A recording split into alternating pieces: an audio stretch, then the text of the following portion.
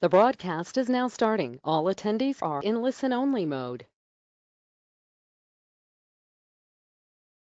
Hello everybody, thank you for joining us today on our webinar, How to Enhance Client Engagement to Continue Generating Revenue.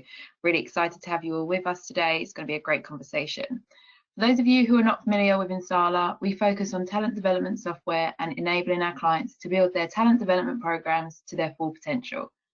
We offer numerous software and consulting options to help enhance talent development needs. If you would like any more information on this, please visit our website.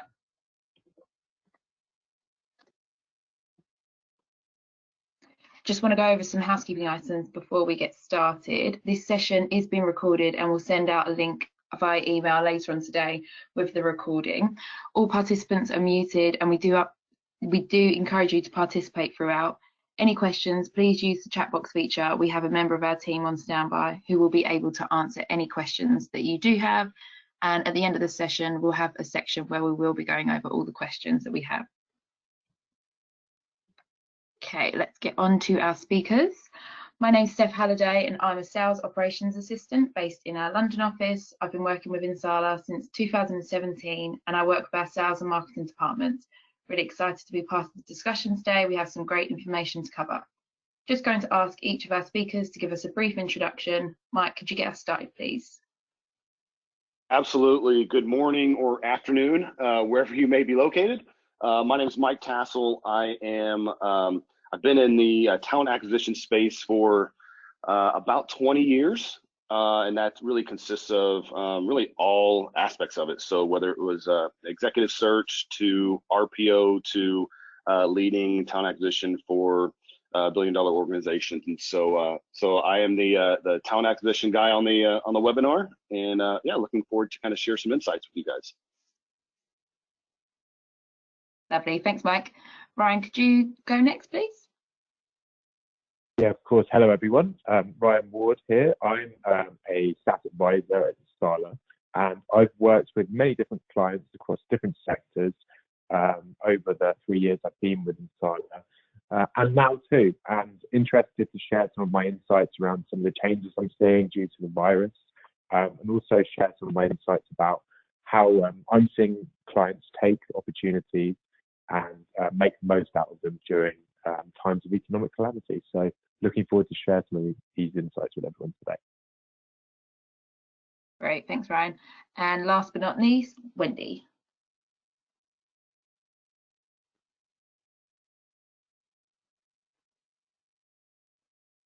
Oh, Wendy, if you're speaking, I think you're on mute.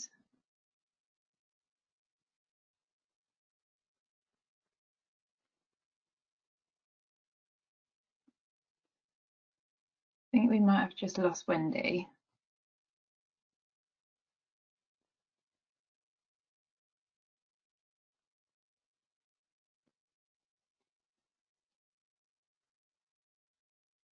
Wendy, can you hear me, or?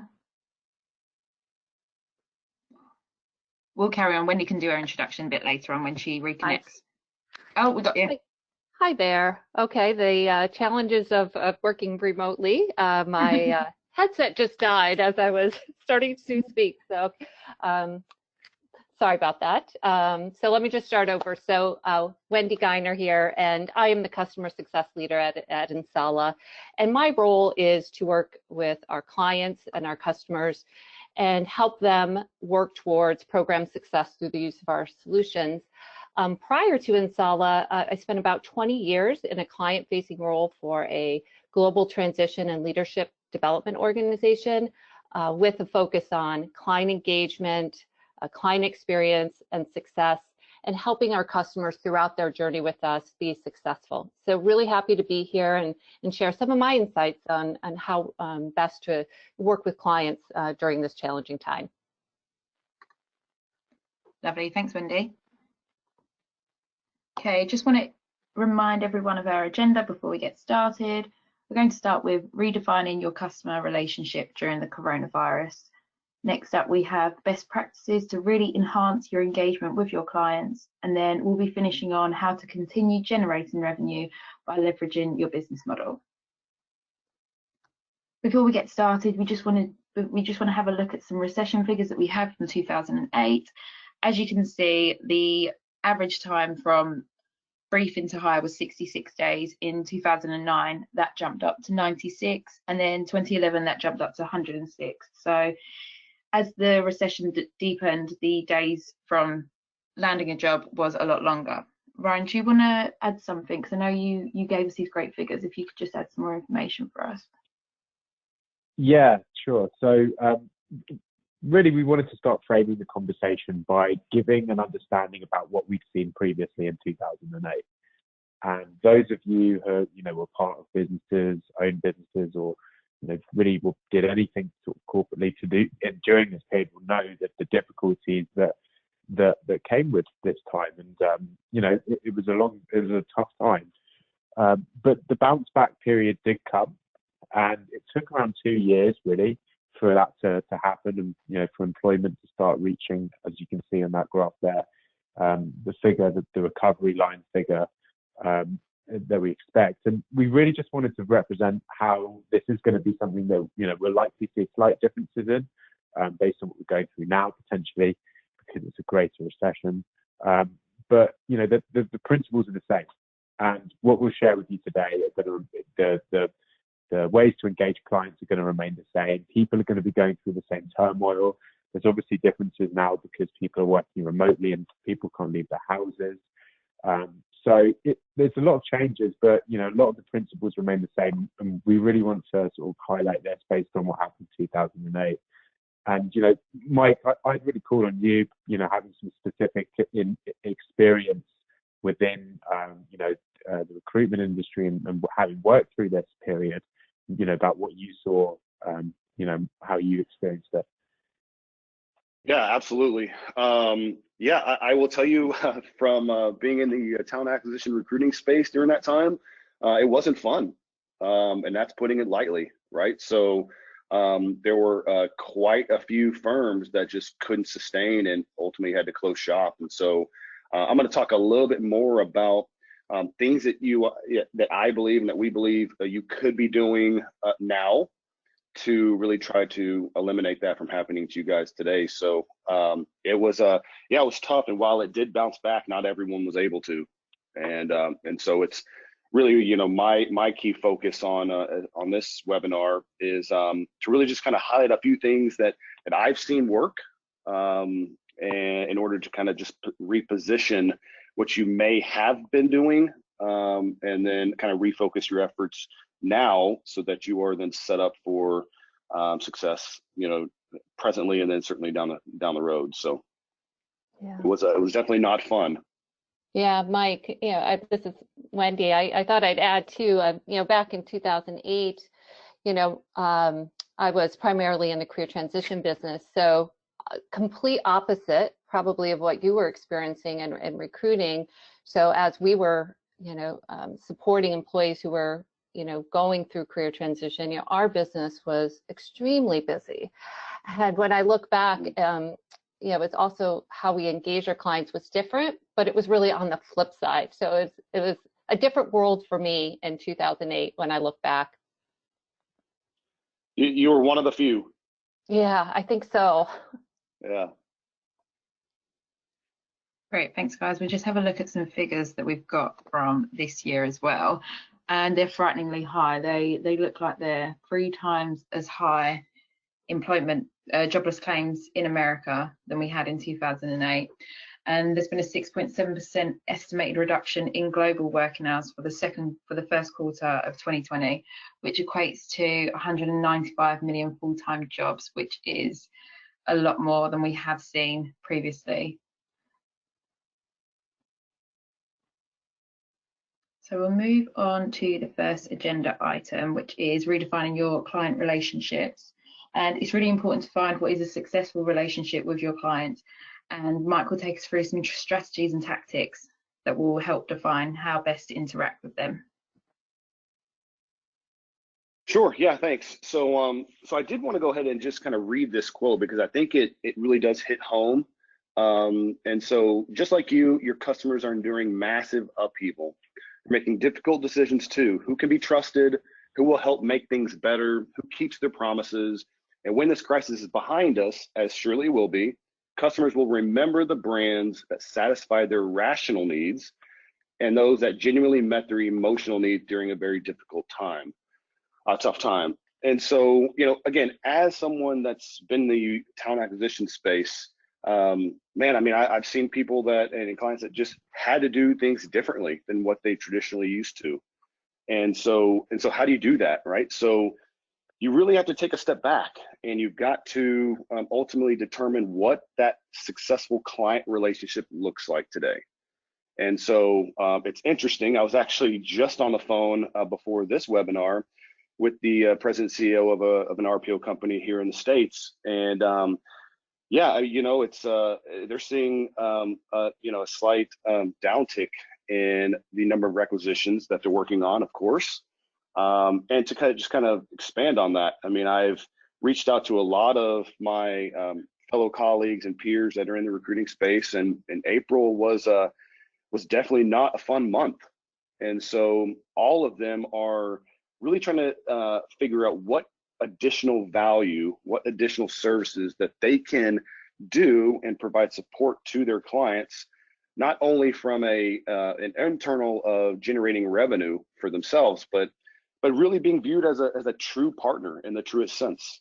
And so again, what success might have looked like back in January, February is definitely different today, and it's going to remain different for the time being. And that's the other question, is no one really knows when things are going to get back to the quote unquote normal of what normal looked like a couple months ago is definitely going to potentially be different now. And gosh, I mean, it may look different for the foreseeable future. So really, determining what a successful client relationship looks like. Now it's more important than ever to redefine what success looks like, and then ultimately set a standard for it.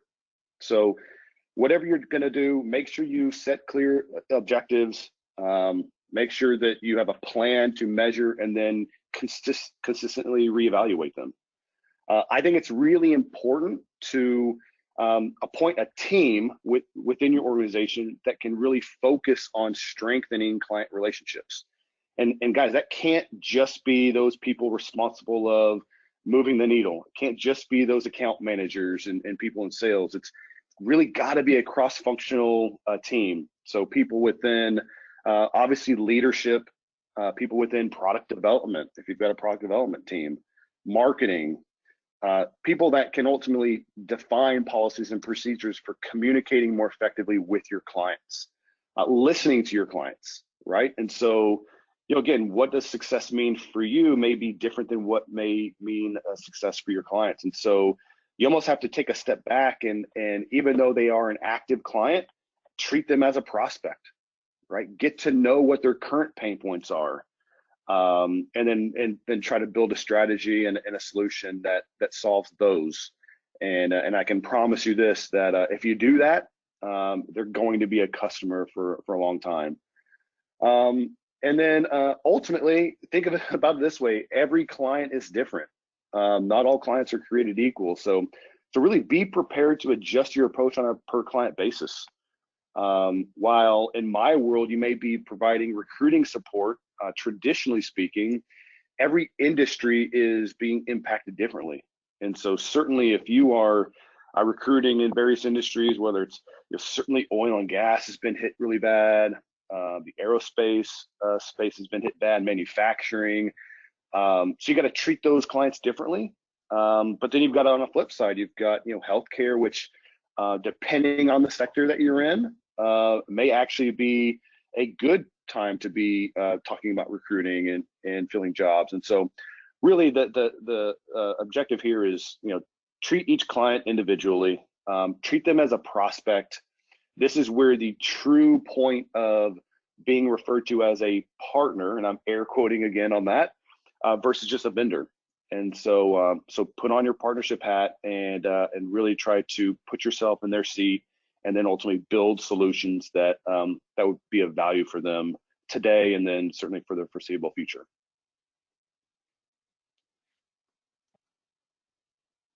Yeah, and I just echo that. Oops, sorry. Yeah, I just echo that, Mike, by saying that I think that there's a lot of opportunity to be taken, and listening to your clients closely during this time is important. And that really means the same as about monitoring that activity.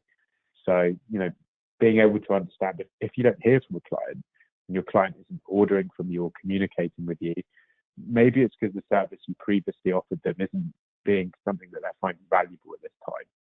So, you'll have a relationship that will exist there, and it's about leveraging that relationship to offer value to your client based on, the skills that you possess, and, be flexible around that. So, listen to your clients, yes, when you can speak to them, but if you don't hear from them and you can't speak to them, take that as a sign as well, because oftentimes silence is not a good sign. Regular communication is always really, really good.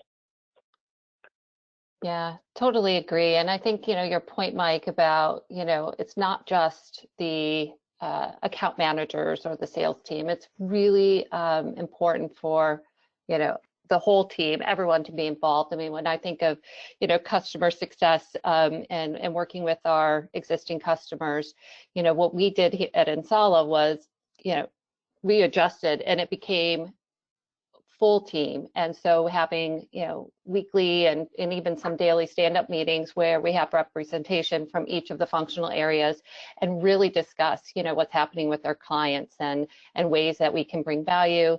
And so that point is really important. And we've been doing some of that in Insala, and it's really been helping us just have the full picture. Yeah, absolutely. And then, just one more point that I like to highlight here is now, obviously, guys, I'm a bit biased being a recruiter myself, but, now's a really good time to assess your internal people. And so I'm just going to use recruiting and recruiters as an example. While they traditionally work on filling jobs with great candidates, if there are no jobs to be filled, these are people that talk to candidates every day. And so they have additional value that they can provide. So whether it's career coaching or something like that, or transition, there's a lot of things that your internal team can provide as far as value with their clients that maybe they're not traditionally doing, but can certainly transfer into other value adds. So really take a step back and look at your own team as well, because they have other skills that you can certainly utilize. Great, thanks, Mike. Great information covered there. I think it's great that we're looking at having different members of different teams within the organisation to build a real sort of corona team to address the current situation that we find ourselves in.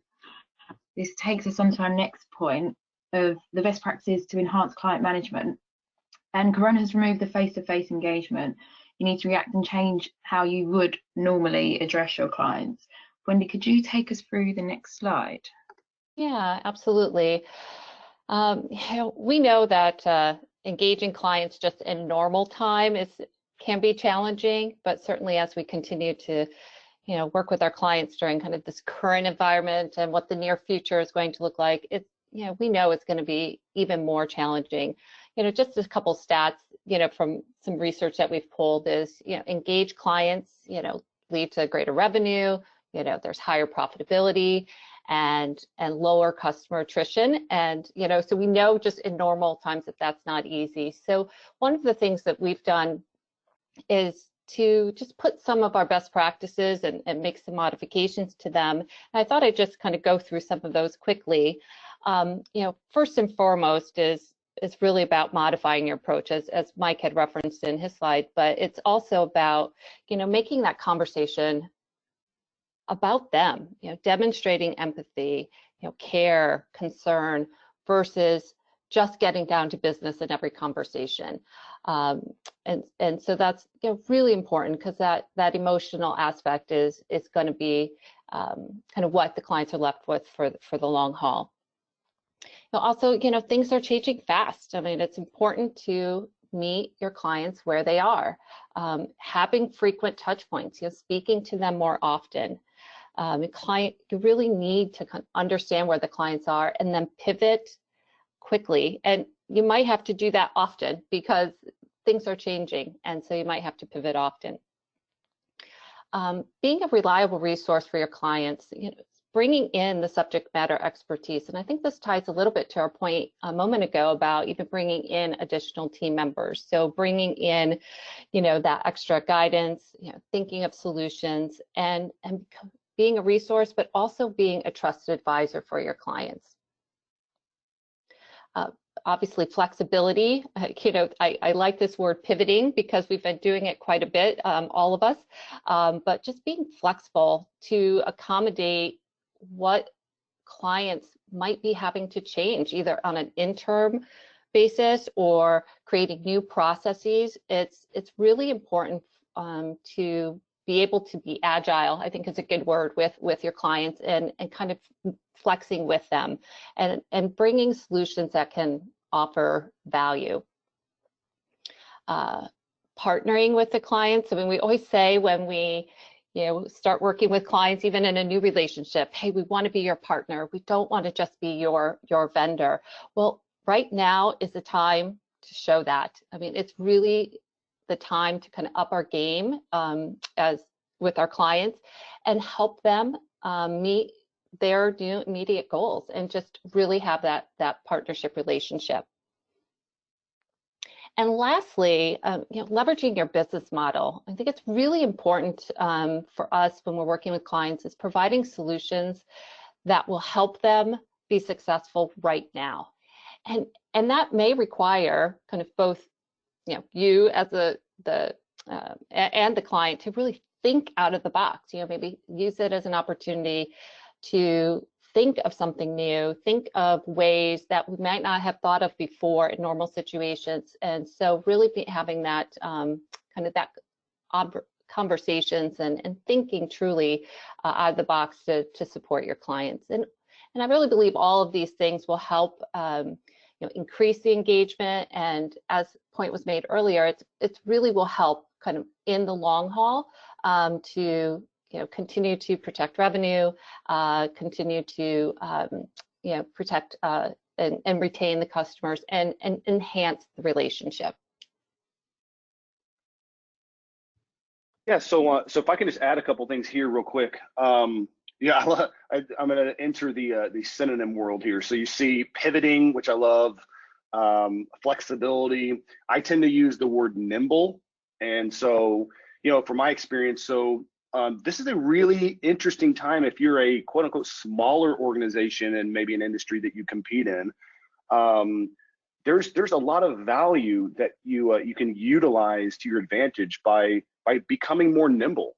And so some of the larger firms out there, they just can't. They just don't. They've always been doing it the same way over and over, year over year. But if you're a smaller firm, you can absolutely use this to your advantage.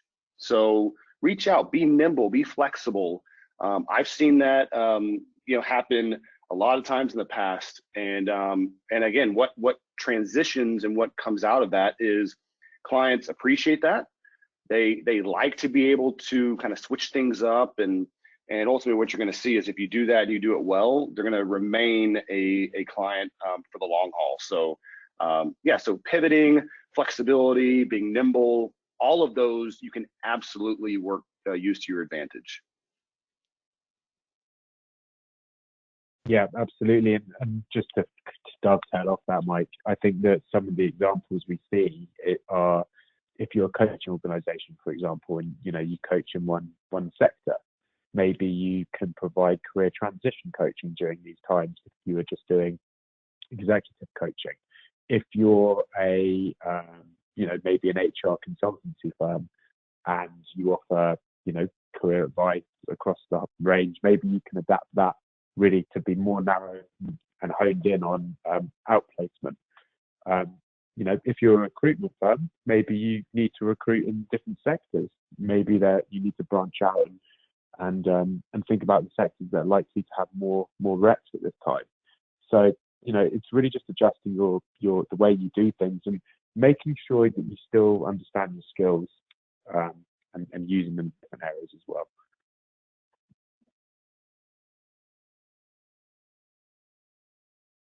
Great, thanks guys. I think the flexibility point really stands out to me as well. You're being really flexible with your policies, you're allowing your employees to work from home permanently now. So I think you need to be flexible as well when you're engaging with your clients and approaching them. Great. So this takes us on to our final topic of the day, adjusting your business model to continue generating revenue. Ryan, could you take us through this slide, please? Yeah, absolutely. And to continue generating revenue really comes as a result of having well-engaged, happy clients. And the revenue is really a byproduct of, keeping that engagement high, delivering value to your clients. And then, businesses need to stay alive, obviously, but the focus shouldn't be during this time to generate revenue out of clients. It should be trying to add value to clients first, understanding their position, helping them engage them in ways that they want and, that they feel valuable. And then revenue, can be something that is often, comes quite naturally following that. So it's really important that, your best foot is put forward and, your clients understand that you really are just here to help them. And, revenue can come after that. That being said, there are different ways that we can sort of do this, and different ways that you're able to generate revenue as a firm that could potentially be flexible, hopefully to offer services. And that flexible point is important, because those who aren't flexible often don't survive through periods like this if they're going through economic troubles. So diversifying your offering is really important. And as I mentioned there previously, it could be a coaching firm offering executive coaching that changes to career transition coaching. Plenty more examples around the way that you can leverage existing skills within your organization and offer them in a slightly different way. Another example of this is recruitment firms that we've worked with at Sala. What I'm seeing quite often now is these firms obviously aren't recruiting as many people, and their clients are certainly considering at this stage laying people off. And they've got the relationships. So, the relationship exists. That relationship is something that's very powerful and has been built up over a number of years. Don't waste that relationship. Speak to your clients about what they need. Understand that maybe they've been laying people off during this time. And this is why we're seeing recruitment firms now offering outplacement. They have done for many years, but it's a really great service to be able to offer your clients during this time. It's something they're interested in, supporting your clients, supporting their employees into finding their next job, having those conversations pretty easily as well. So diversifying your offering, and a sort of caveat with this, act quickly as well. So make sure that you're not waiting ages, because we're going through this period now. And if you don't have these conversations with your clients and show them that you care and show them that you're listening to them, then they'll go somewhere else to find the service. They'll go to a competitor. The relationship will be weakened after we come out the other side of this. So it's important to act quickly. So changing, adding a necessary service component is that second point there. So being able to add the service component that after you've listened to your clients that they may need, whatever industry you're in, whatever you do, there may be something that's more appropriate to offer your clients during this time. And do not be afraid to be flexible, because it really only takes one client to adopt this, one client to like it, and then it's just proven. The ROI can immediately be realized off the back of that. So change your practices to better align with the new normal for now. The third point is to leverage transferable skills. So, for example, keep coming back to recruiters, because we see this, as an industry that's taken this concept and run with it successfully. Recruiters have fantastic skills, similar to sort of career coaches in a way. So being able to help people look for jobs, being able to advise people on interviewing skills, writing CVs, there's a whole load of transferable skills that recruitment firms have seen within their recruiters, move them over to become career coaches and offer this consultancy service to their clients. So that's one way we can look at it. Obviously, if you're a coach and you're coaching individuals, or executive coaching, you may have some of your coaching bench may have had experience doing career transition coaching before. So it's really easy to just change the direction slightly there. If not, coaching is something that's a versatile skill. They may need to learn some extra pieces of information, but the skills are very much transferable. So identify where the skills lie inside your organization, what they are, draw them out, find where the gaps are, and go and do it. I mean, and speed is really an important factor here. So I'd say, just in summary here, this really tails off the back of strong engagement, understanding what your clients are needing, being able to advise them and help them, and then diversifying your offering, adding the necessary service components or components to your business to help them, and making sure you're doing that whilst you're leveraging those transferable skills, so you're doing it in the most efficient way possible. Yeah, Rami, Ryan you did an awesome job. I mean, I don't really have much else to add except just to highlight one of the key points that you mentioned is engagement. So start with talking to your clients and asking them what's going on with them. The revenue piece will follow, right? But to create real, true engagement, it's got to be about them and not about you, and because traditionally they want to know that you care. Right, and so assess pain points, what they're going through, and then work to build a solution. Because again, the revenue will follow shortly after. So that for me is has traditionally what has really been the most success as far as engaging with your clients is talk more about them and less about you, because everything else will follow. Mm-hmm.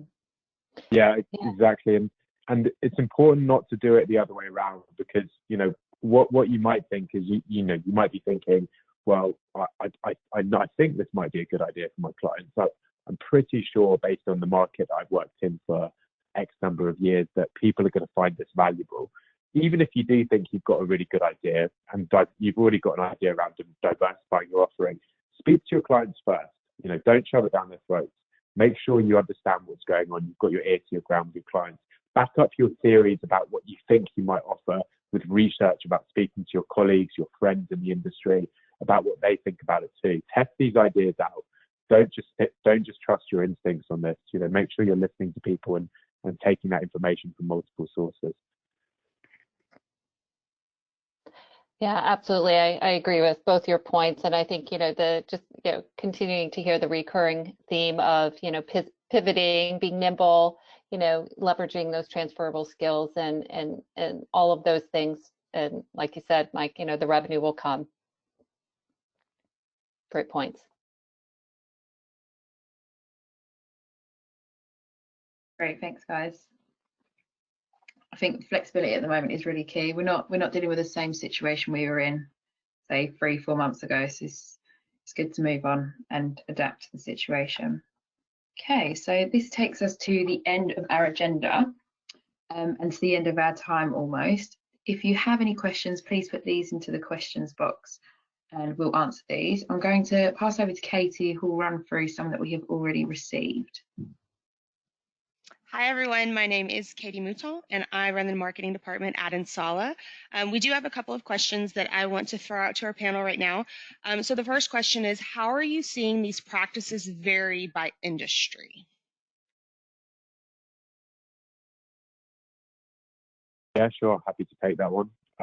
So, great question. I think that obviously in different industries are having varied success at the moment. So we're seeing obviously the healthcare industry is getting along a bit better than others. I mean, oil and gas isn't doing particularly well. I just saw today that British Airways here in the UK confirmed that there are going to be 12,000 job losses, even though the furlough scheme here, where the government are paying people's wages, has been extended to October. They're still announcing that offering. So we're now starting to see people step into a different stage now, where there is a bit of uncertainty, and some industries are following first. No one's flying at the moment, so obviously that's going to be an industry that's going to be hit hardest. But I think in terms of the strategy, the same principles apply. So if we were in British Airways head office today, you can probably imagine they're thinking about 1,000 other things to do than chartering flights at the moment, or how they can do that differently, or who they can charter flights for first. So they're thinking about different ways to overcome the problem. Their key clients, their partners, they have to speak to them, understand what they're thinking. So it's important that rules really remain the same. regardless of what sectors affected in this, I think.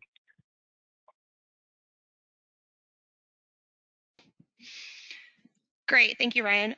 We also have another question. Someone's wondering, how would you go about starting the conversation to engage your clients if they aren't responding to you?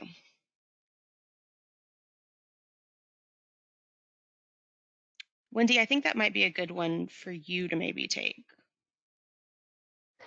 Yeah, no, that is a very good question. I think that, yeah, it's always challenging, especially now, also since we don't have, a lot of the kind of scheduled face-to-face meetings, or, things have been adjusted. I think, thinking of opportunities to, bring value. So thinking of each of your customers as and ways you can bring value. I'll just give maybe a quick example that that we've taken at Insala is, we know that communication about COVID is really important to our organizations. So, and the clients that we work with, and having to get out quick information.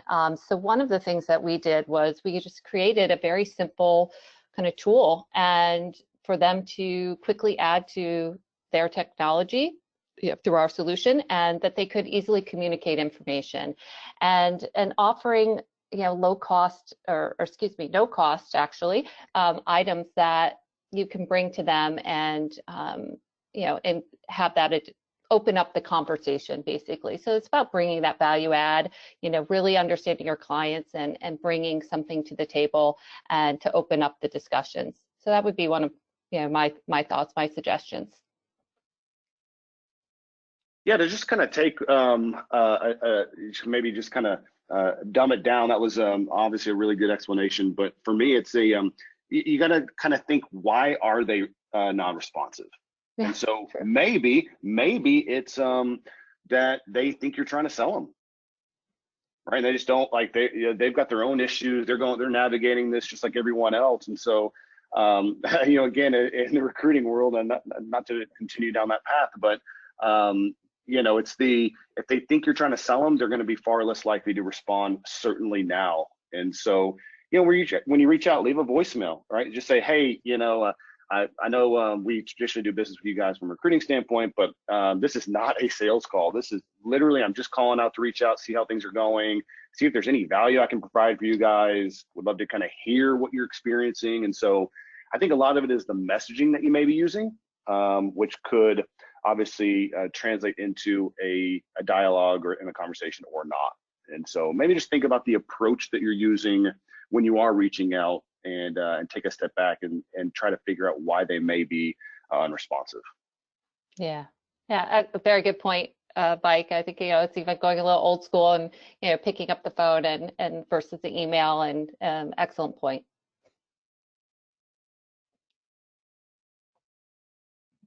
Okay, thank you, everyone. And those are all the questions that we have today. Lovely, thank you, Katie. This brings us up to the end of our